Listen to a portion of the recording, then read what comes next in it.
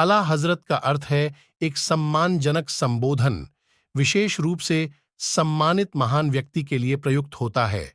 यह आमतौर पर सूफी संतों और धार्मिक विद्वानों के लिए सम्मानजनक शीर्षक के रूप में इस्तेमाल किया जाता है।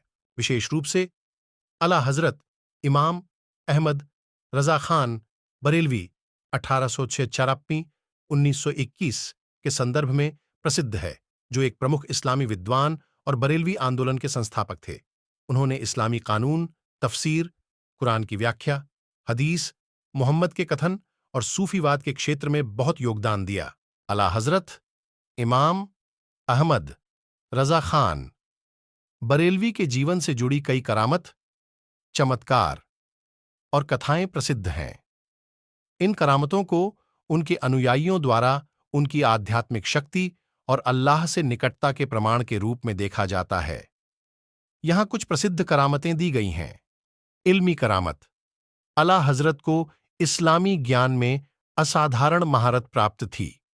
उनके अनुयायी मानते हैं कि उन्होंने अपने जीवन में 1 लाख से अधिक फतवों, धार्मिक निर्णयों को लिखा। उनकी लिखी हुई किताबें आज भी इस्लामी शिक्षा में महत्वपूर्ण मानी जाती हैं। इलाही इशारे। कई बार उन्होंने अपने अनुयायियों को आने वाले खतरों या घटनाओं के बारे में पहले से आगाह किया। ये घटनाएं बाद में सच साबित हुईं, जिसे उनके अनुयायी अल्लाह के द्वारा दी गई विशेष अंतर्दृष्टि मानते हैं। तिब्बी करामत। उनके अनुयायी मानते हैं कि अला हजरत के आशीर्वाद और दुआ से कई बीमार और परेशान लोग ठीक हो गए। रूहानी करामत।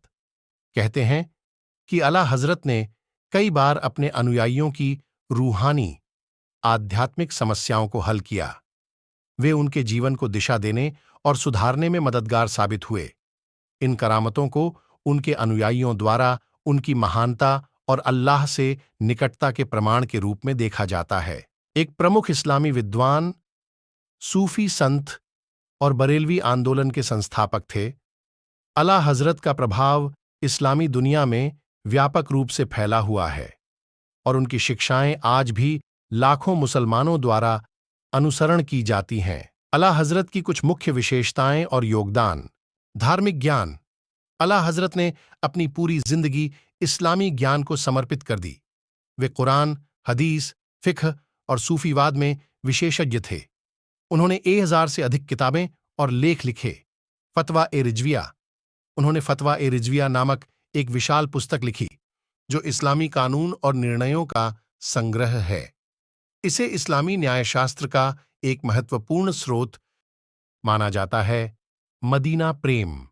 अला हजरत को मदीना शरीफ से बहुत प्रेम था।